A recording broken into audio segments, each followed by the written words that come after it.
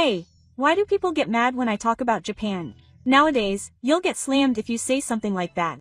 It's not strange because if you're not a half-day worker, you'll be treated as a traitor. Hello, this is Miko. Lee Jae, once called a hero of the common people, has now become the most isolated politician in Korea. His political approach of inciting public anger and gathering support by promoting the half-day worker slogan gained temporary popularity, but behind the scenes, society was divided and the economy was exhausted. A young woman named Hannah lives in that turbulent land and re-examines what trust and sincerity mean. This is the story of a man who moved the country and a young man who never lost hope even when swept up in the wave. Please watch until the end.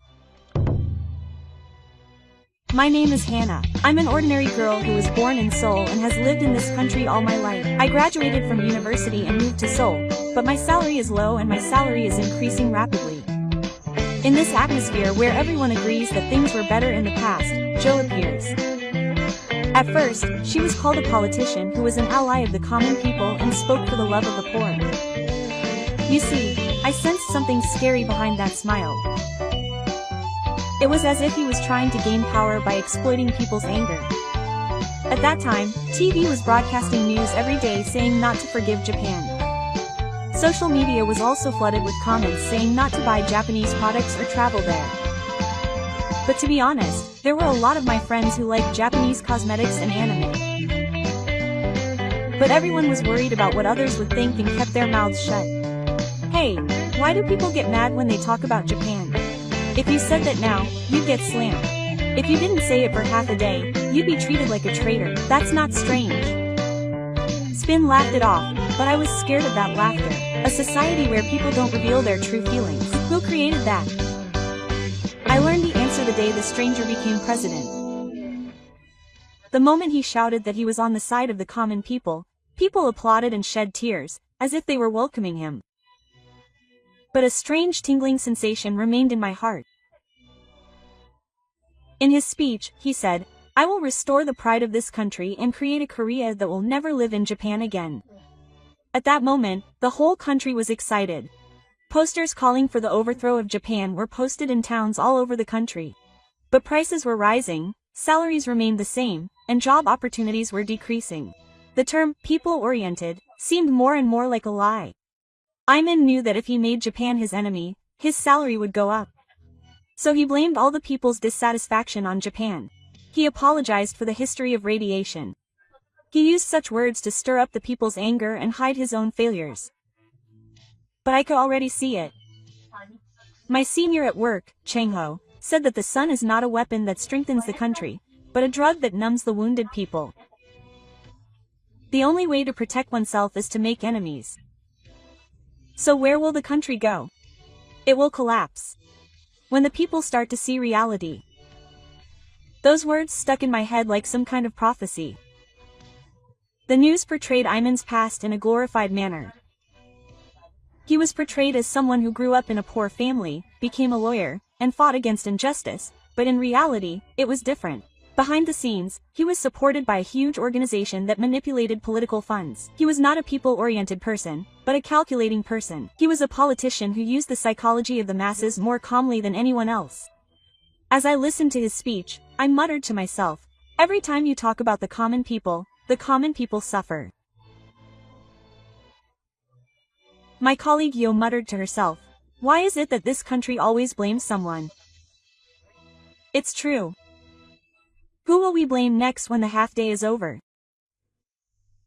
Maybe ourselves. It sounds ironic, but it was true. People became intoxicated by the phrase, half-day, and forgot about reality. But the burden on households continued to grow heavier. Prices skyrocketed and the youth employment rate was at its worst. Even if you scream for half a day, your salary won't go up. There was no future anywhere. My younger brother Gina graduated from university but couldn't find a job. What are you going to do, Gina? He'll have to go abroad. There's no dream here. But I don't want to believe in the future of Korea. A future? Oh, sis. That's an illusion created by politicians. G's words hurt. But I couldn't deny it. An event called the Half-Day Festival was being held in town. It made my heart ache when I saw children posting their posts shouting, "Let's throw away Japanese products." Anyone who receives such an education will come to hate Japan. They will believe that it is justice. But true justice is not about attacking someone.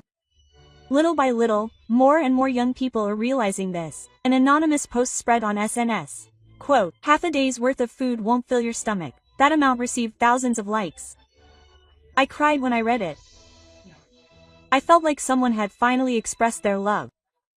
Lee Jae had a down-to-earth face. But behind that smile, what he had destroyed was the hopes of the people. The atmosphere in the town clearly changed from that day. Every day on TV, critical comments about Japan were broadcast, and even the newscasters spoke emotionally. Quote, "Japan has not reflected on its actions. We need to regain our pride." But in reality, life became increasingly difficult. When I went to the supermarket, vegetables and meat had become more expensive. Rent had gone up, and my electricity bill had nearly doubled. The patriotism in the news and the contents of my wallet were worlds apart. But I still bullied them. Quote, "Don't buy Japanese products. Japan is hindering our economy." At first, everyone applauded.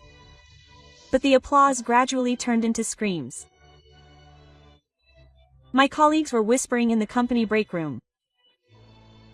They were complaining to the president about being late on payday again yesterday, and it seemed like they had reached their limit. But what do they gain by making relations with Japan worse? It's easier to have an enemy.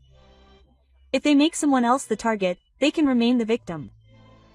Those words struck a chord with me. Everyone was tired. To the point where they could only protect themselves by blaming someone else. I still remember the sight I saw on my way to work one day. There was a sign on the side of the road that said, "No parking for Japanese vehicles." Far from laughing, it brought tears to my eyes.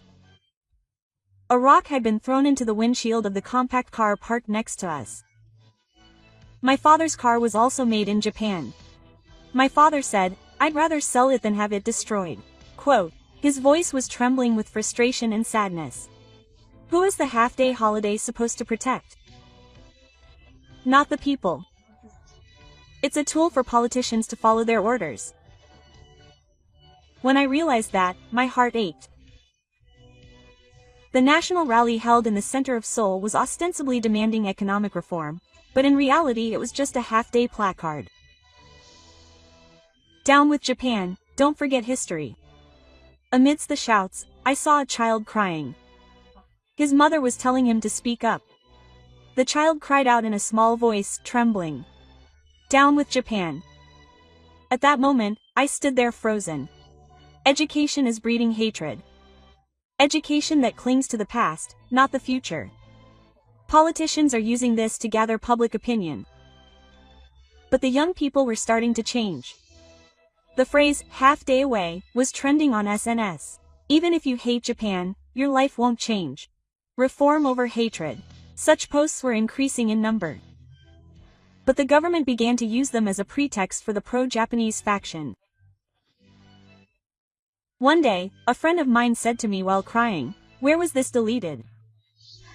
I just said I wanted to be friends. That's not freedom of opinion, right? Yeah. But it's normal in this country. It was hard to breathe. Just breathing made me feel like someone was watching me. The definition of a proper Korean became narrower and narrower. And the economy collapsed. Despite being a country that relies heavily on imports, there are shortages of goods due to the cessation of trade with Japan. Factories and companies are going bankrupt. They said that if we endure, we will win, even though prices are rising and salaries are staying the same, but no one knows what will happen after we endure. One day, I saw on the news that the youth employment rate is 18% and I couldn't believe it. It's not about the job market. I'm living off part-time jobs at a friend's cafe. The days that were said to be Korea's golden age seem like a dream. My colleague at work, Tae-eun, said this while talking to many people. No one hears about bullying anymore. No one believes it. But there are still some people who believe it. It's not that they believe it on TV, it's that there's no one else they can trust. Those words cut deep into my heart. It's true that nothing has changed. Everyone is angry, but they can't find any hope. That's why they live their lives looking for enemies. Japan, the conglomerates of America. There's always someone to blame, but the real enemy is our own reality. On a snowy winter day on the platform at Seoul Station, I saw some homeless people shivering in the cold, and behind them were elderly people. The reality of society created by politicians who claim to be for the common people. The sight brought tears to my eyes. It's just my opinion. My softly muttered voice disappeared in the cold wind. No one would be saved by shouting, but the hearts of the people were torn apart. The president, who was believed to be a popular figure, had become someone who caused more suffering to the common people than anyone else. The decline in popularity of Ijimu was noticeable around the time the Taejangdong development scandal was reported in the news again. The moment the TV announcer said in a depressed voice that the president himself was suspected of being involved, the whole country was shocked. I was watching the news in the break room at work. The screen showed an old photo of Ijimu smiling and shaking hands with the common people, but the caption below it said, "The Cold Country." Suspicion of illegal park funds for Changnan FC, existence of a secret money route, my colleague Sasun said as if it was obvious. Is this the true nature of the popular faction? Many people knew from the beginning. The people who want to believe pretend not to see it. He was always surrounded by people who could win in the name of justice. But there was no real justice anywhere. The prosecution's actions began in earnest. He suddenly declared an indefinite hunger strike to protest the bullying. He shouted that he was protesting the corruption of the country. But when I saw that, I felt nothing anymore. That wasn't a cry for justice. It was just an attempt to escape. Supporters and opponents gathered in the square in front of the National Assembly. Old people shouting to protect the president. Young people demanding his resignation. Each of them was advocating for justice while criticizing their fellow countrymen. Ping said as he watched the scene. "Hey, isn't this no longer democracy? Yes, it's just a divisive ministry." No one believed him anymore, but Amy continued to play the victim. The prosecution is political retaliation. I am speaking for the people. But hidden behind that voice was his own self-serving stance. And so the Democratic Party collapsed. The search for traitors began, party members got to know each other, and lawmakers defected one after another. The party that was for the common people had transformed into a group of people who were self-serving. On a political debate program, his former colleagues criticized him. President Kim chose to protect himself over the people. The studio fell silent at those words. No one could argue. The protests continued in the streets of Seoul. But this time, it wasn't just for half a day, it was against the government. The placards read, "Raise my salary, stop lying, resign." The target of the anger was finally directed at him. I thought as I watched the news footage. Politics that make people hate you will eventually make you the one being hated. Only then will you see the truth. One of my younger brothers, Ji, said, "Sister, this country is already broken. The people in charge don't see reality. But even if everything falls apart, people will rise again. Do you still want to believe? You have no choice but to believe, otherwise nothing will change." We were trying to look forward somehow in the midst of our sinking country. Meanwhile, foreign media began reporting on South Korea's political crisis one after another. President Korisol's credibility in South Korea had collapsed. Even in the G7, leaders of major countries distanced themselves from him. No one wanted to stand next to him in the commemorative photo. Seeing that made my heart ache. The country that we were once proud of is now being laughed at by the world. The man who created that reality was none other than a man who used half a day for political purposes. But what shocked me the most was how its influence spread to the cultural field. A Korean work that was criticized for copying Japanese anime was criticized at an international film festival. On the internet, Korean anime was criticized as equal to copy culture. A robot anime that was overly reminiscent of Gundam. A game that looked exactly like Onim. A character that imitated Doraemon. I was embarrassed to watch it. How long are we going to keep chasing after other people's shadows? I followed Yurigatame. The idea of beating Japan is outdated. Yeah. Instead of comparing, we should learn. If more people could say that, things would surely change. But such calm voices were still in the minority. TV continued to invite experts who criticized Japan. People who spoke the truth were criticized as Pearl factions.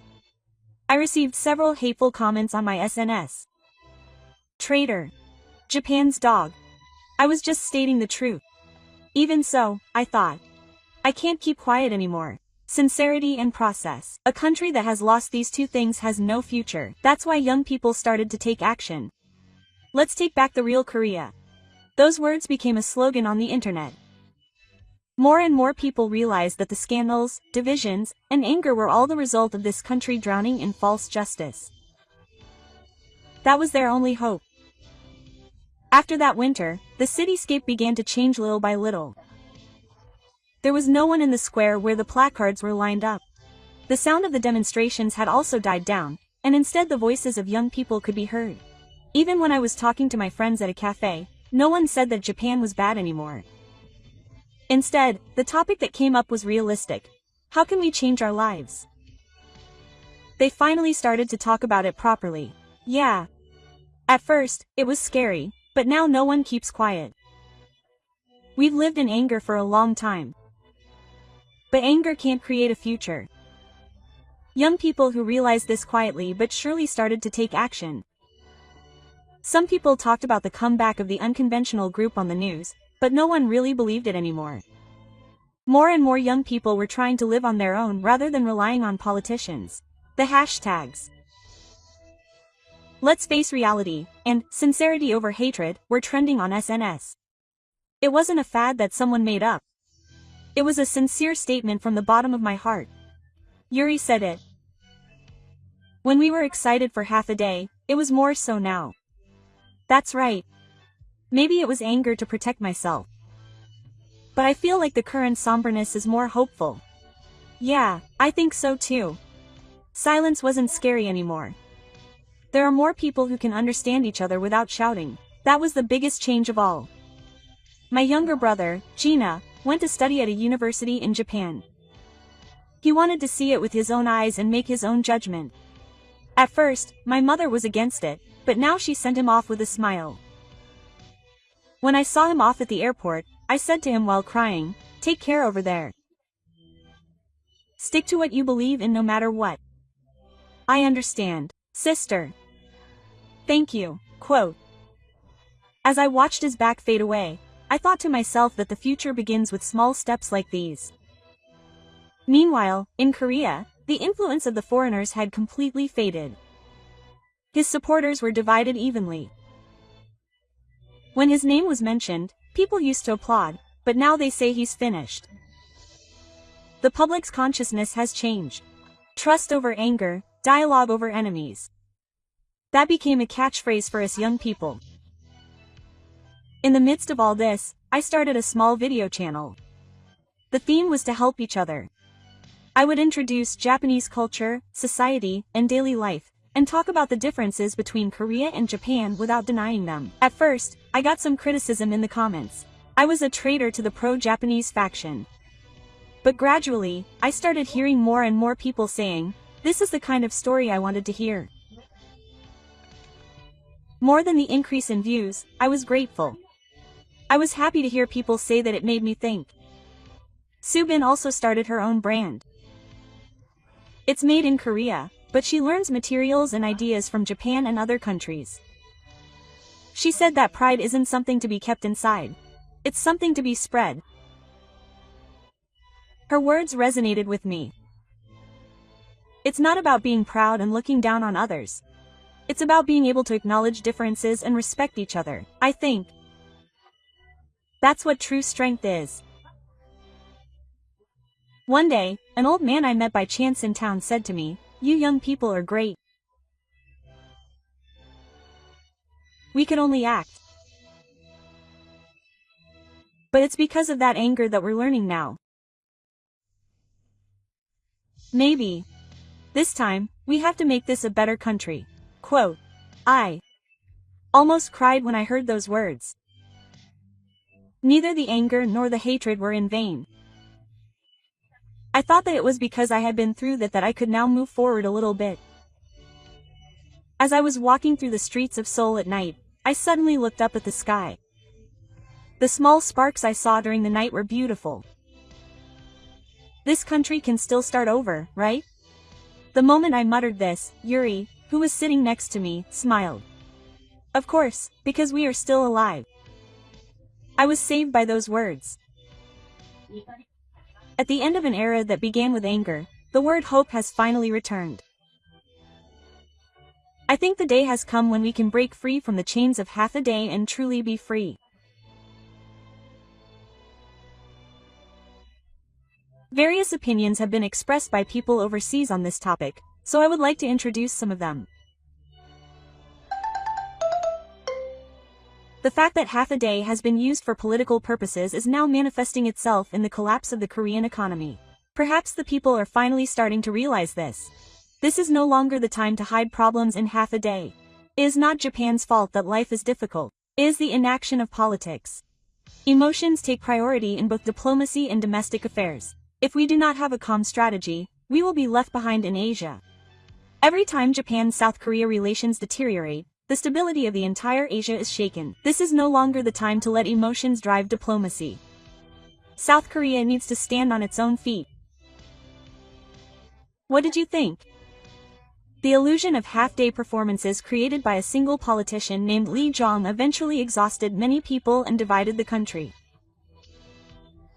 However, having experienced that pain, the young people regained their sincerity and sense of reason. A generation is spreading in Korea that looks at reality like flowers, learns from other countries, and accepts each other's differences. The era of has ended, and the era of coercion has begun. What followed after anger was not hatred but awareness. Trust takes time, but the young people of Korea who have started on this path will never stop. Please let me know your thoughts and opinions in the comments. Thank you for watching until the end. See you in the next video. Brother, is this the achievement of a domestically owned company? That's ridiculous. Not only have they defeated Japan, they've also caused people to lose their jobs. Ah, that's right. Hello, This is Moko. The reality of Korean politics has become apparent along with the limits of the half-day performance. The approval rate continues to decline, and calls for his resignation are growing louder shortly after he took office. The No Japan movement was also an illusion, and the economy has driven people's lives into a corner. Furthermore, the scandal surrounding the slush fund scandal at the Solbom Research Group has caused a rift within the ruling party. The national economy is facing the limits of its dependence on the entire country, and the resumption of currency swaps with Japan is full of contradictions. We will follow the developments through the perspective of one man. Please watch until the end. I am a man in my mid-30s, half journalist, half ordinary citizen. I have been following the politics and economy of this country for a long time, but I have never seen such a drastic change. Before I knew it, the atmosphere in the city had changed. Just a few months ago, people were calling Lee Jae president, but now there is a chorus of people telling him to stop. Whether it's in front of Seoul Station or on the university bulletin board, all you can hear are voices of dissatisfaction and anger. His method of thinking that if you repeated it for half a day, the approval rate would increase has stopped working on anyone. When I met my friend Hyoso at a cafe, that was the first thing we talked about. He's only one person calling out after less than half a year since he took office. Have you ever seen it happen so quickly? No, I don't. It's rare for the approval rate to collapse in such a short period of time, even in history. In the end, all he had to do was run out of time he had earned with the half-day card. Yen-Soo smiles wryly and sips his coffee. But I heard him back then. He made a fuss about comfort women, super utility, and Alps treated water, and his approval rating skyrocketed. The people were saying that Lee Jae was the one they could rely on, but in the end, he was empty inside. Half-day is like political doping. The moment you play, you become a tile, but your body quickly falls apart. It's true that the people were excited at that time. No Japan placards were held up in response, and instead of lining up in front of Uniqlo, there were signs of protesters. Korean TV was born from criticizing Japan, and Lee Jae was treated like a hero. But to me, that was just the reality of things. During the half-day, prices went up, job opportunities decreased, household debts increased, and citizens were struggling to make ends meet. but the government seriously believed that if they criticized Japan, their approval rating would go up. My sister Lee Jae was also struggling to find a job after graduating from university. Al went to the house to have dinner. Brother, does he care about the people? Everyone around me is working part-time jobs. Even when I go to job fairs, they just turn down people. Half a day off doesn't matter. I want him to think about jobs. That's true. But for him, the image of being a president who stands strong for Japan is more important than the people's lives. Ji-hye put the bridge down and sighed. There's no way he can maintain his command. Half a day off is just a temporary relief. It doesn't make people's lives any easier. Those words stung. My sister had honestly said what every citizen knew deep down. As summer approached, the crowds on the streets grew. At first, it was a small gathering of students and workers, but now it has grown to tens of thousands. The banners read, "Resign, keep your promises." Quote, the cries for half a day off have disappeared, and realistic demands are being made. When I visited Gogao for an interview, I couldn't help but laugh when I saw an elderly couple clutching a placard that said, "Give us pensions from Japan." I felt with my skin that the era of half days is completely over. One night, I had a drink with a politician I've known for a long time. No one pays any attention to Lee Jae-myung's half days anymore. Even the ruling party members in the National Assembly are astonished. Of course, even if he gains support in half days, it's meaningless if it doesn't improve the economy or employment. Voices are starting to be heard within the ruling party that it's no use anymore. It's unprecedented to ask him to resign just a few months after taking office. In the end, it just means he hasn't solved any of the people's problems. Sung-ho dropped the glass and nodded gravely. Besides, if the approval rate drops to the 20% range, it's over. At the current rate, it's doubtful whether the government will last until autumn. I silently took a sip of soju. The images that came to mind were the unemployed people I saw in town and the shutters of closed shopping districts. The sign that Lee Jung put up as an ally of the common people now looks like a half-baked piece of paper. The next morning, the news showed footage of 200,000 protesters in Seoul, with people of all ages standing shoulder to shoulder and shouting for him to resign. Among them were the faces of people who had once supported him. I couldn't help but mutter, "It's over." The end of the half-day performance. It also showed the limits of politics. The people can no longer be fooled by empty slogans. What is needed is politics that faces reality, not performances that bring up ghosts of the past. I wrote this on the first page of my interview notebook. This country is now trying to change in the true sense of the word. The No Japan movement, in a word, it was political doping. It gave people excitement at the time. The people felt a sense of unity and felt good about beating up their enemies. But the next day, the hardships of reality had not changed at all. In fact, they had gotten worse. Lee Jung used this card repeatedly. He fought in the anti-Uniqlo movement and even went so far as to say at a press conference that there was no need to buy Japanese products. I remember when I was walking around town, there was a sign in front of the Maiwondan Uniqlo that said, "Get out of the national highway." People were proudly shouting, "No Japan." But what was happening behind the scenes was that the Korean economy was steadily shrinking. One day, I went around the scene with my junior reporter Hanu. "Look at this place, aren't all the shops shuttered?" "You mean Maiwondan?"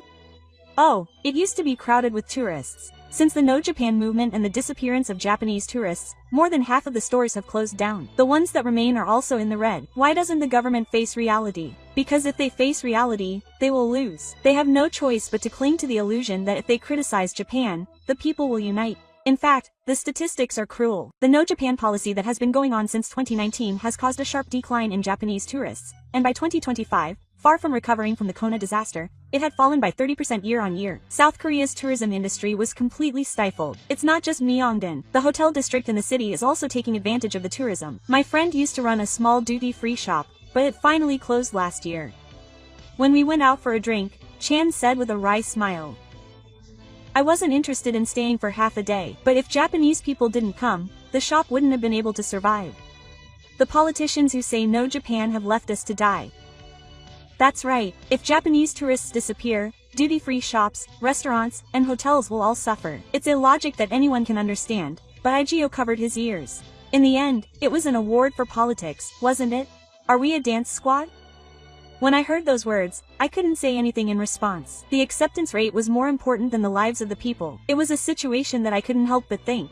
Even more serious was the impact on the industrial structure. The movement to eliminate Japanese materials and parts gained momentum, and slogans such as, "Let's break away from Japan," were bandied about. But the reality is the exact opposite. As a result of rushing to domestic production, costs went up and quality went down. I was once confided in by a Samsung engineer while drinking.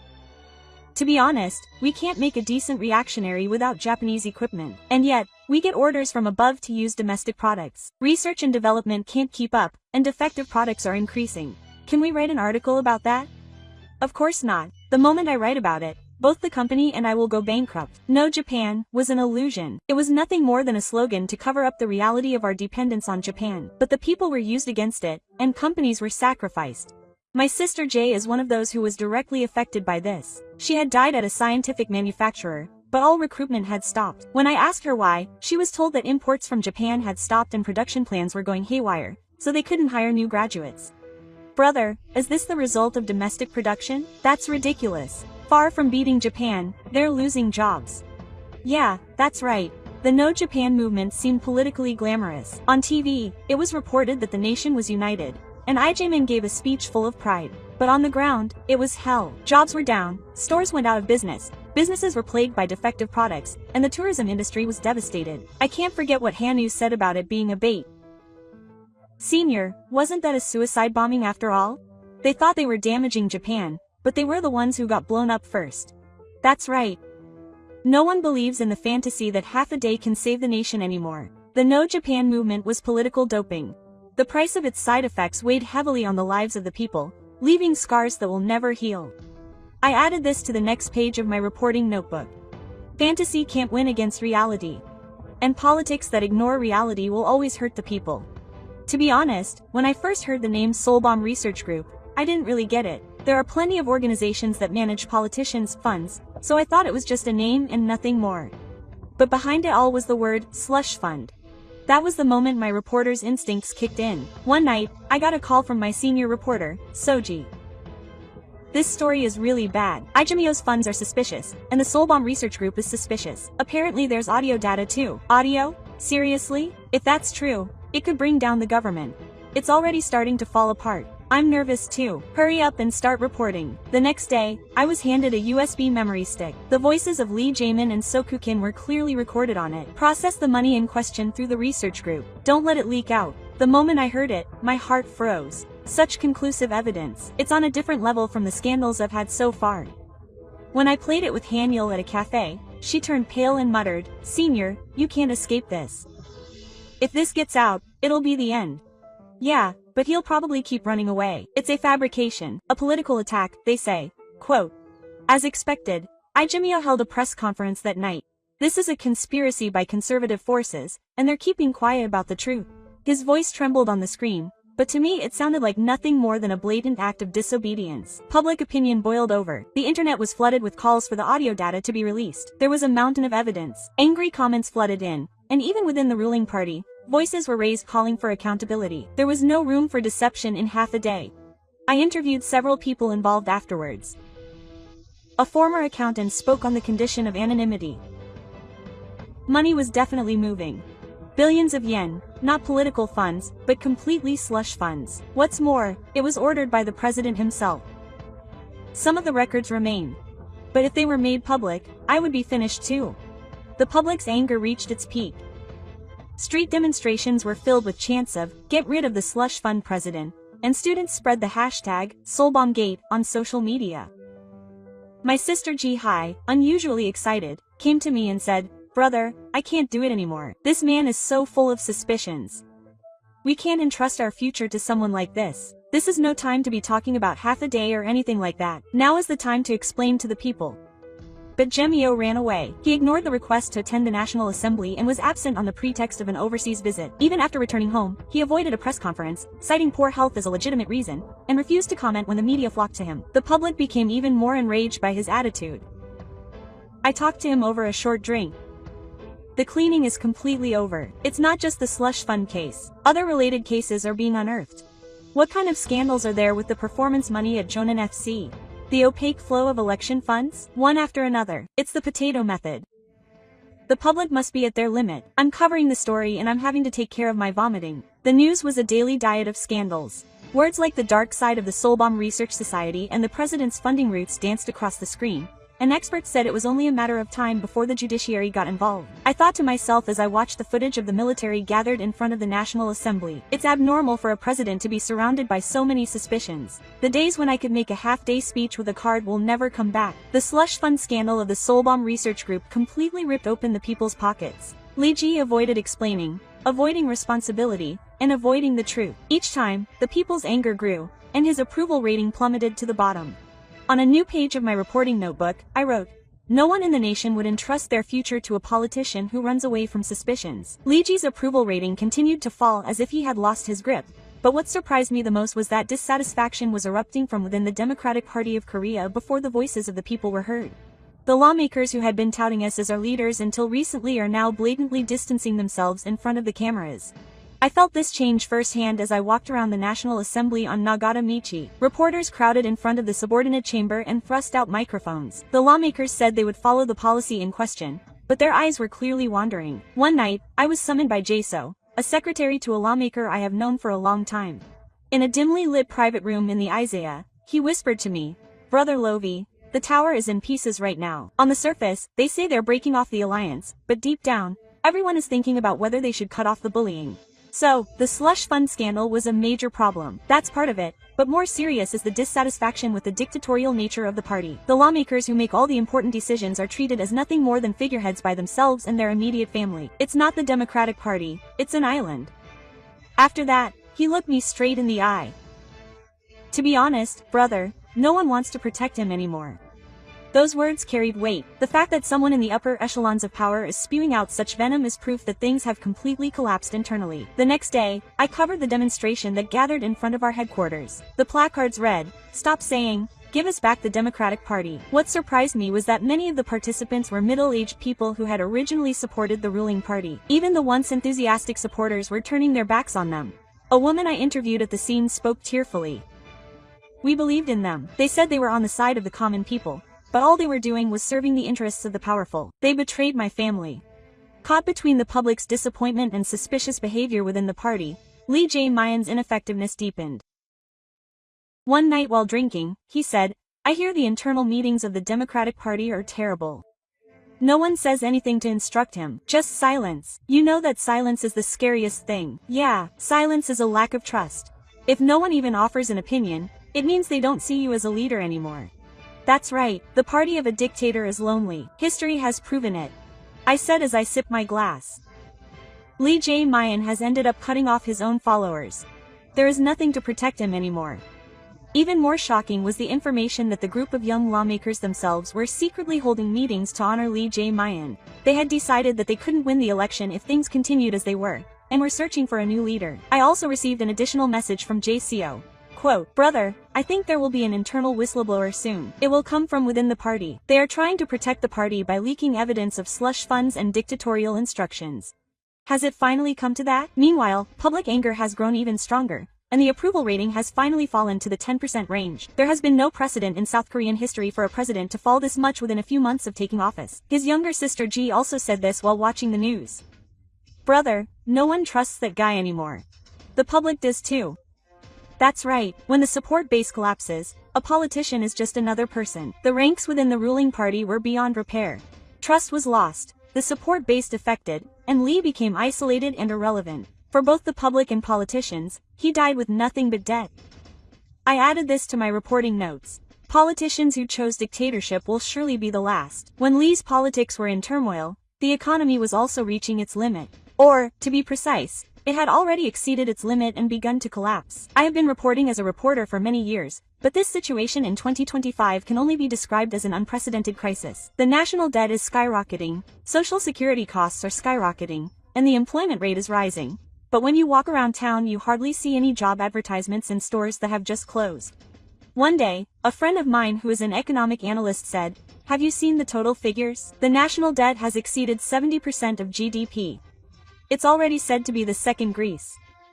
70% is the size of South Korea, which is terrible. What's more, the population is aging, and pension and medical expenses are exploding. The current system is going bankrupt, but the government is only thinking of handing out small amounts. It's avoiding reality.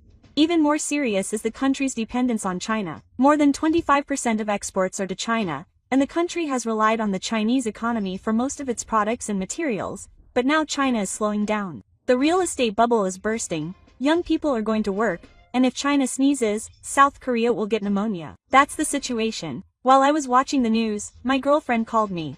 Quote, "Hey, we're so dependent on China. I didn't know that. Oh, everyone thought that while China was growing, it was safe. But if that foundation collapses, so will we. Then there's no future." Those words carried weight. We've become a country where we can't speak of hope. That was the moment I realized that. Samsung and SK's performance continued to decline, and demand fell in reaction to that, making it impossible to properly procure equipment and materials from Japan. Factory operating rates declined, and employment continued to decline. I spoke to workers on the front lines. There's been zero overtime recently. In fact, there's less work in general. The next contract might not be renewed either. What will happen to our lives? Does the government say it will provide any support? It's just talk. No one will believe it if they say they'll cut ties in half a day. That's right, politics and the economy share the same structural vascular problems. Short-term measures, emotional slogans, and a lack of long-term perspective were all weakening the country. On top of that, relations with Japan were full of contradictions. Once the economy began to collapse, there was ultimately no choice but to resume the currency swap with Japan. But behind the resumption was pressure from the United States. Despite having no trust at all and being helped by Japan, IGO continues to criticize. I spoke to him on the phone in the middle of the night. He said he had no choice but to resume the giant swap because America told him to. I guess so. He's not the type of person who would bow down on his own. Japan would be astonished. Criticizing someone after receiving help is a classic example of double diplomacy. A country that has lost trust can't be saved by anyone. That's what South Korea is like now. Before I knew it, my interview notes were filled with the word dangerous. The people are getting poorer, can't talk about the future, and young people are fleeing the country. No one has faith in the future of this country. And I thought to myself, we're only living for half a day, clinging to our dependency with all our hearts, criticizing Japan while relying on it. As long as this contradiction continues, this country will never recover. Various opinions have been received from people overseas on this topic, so I'd like to introduce some of them. I didn't know South Korea's debt situation was this bad. It really is like the second Greece. Criticizing Japan while relying on China feels like a recipe for disaster. What did you think? Politics that tried to gain support through a half-day performance eventually collapsed in the face of reality. The No Japan movement was nothing more than an illusion, and it exhausted the economy and caused suffering to the people. The slush fund scandal of the Solbom Research Group highlighted the image of politicians who continued to run away, and even led to the collapse of the ruling party itself. The Korean economy is facing the limits of structural vascular and physical dependence, and the resumption of currency swaps with Japan also symbolizes the contradiction. Through the perspective of the protagonist, the film depicts a family where the limitations of politics and the lack of trust are driving the country into a corner. What is needed to believe in the future is not slogans, but the courage to face reality. Please let us know your thoughts and opinions in the comments. Thank you for watching until the end. See you in the next video. See you in the next video. See you in the next video. See you in the next video.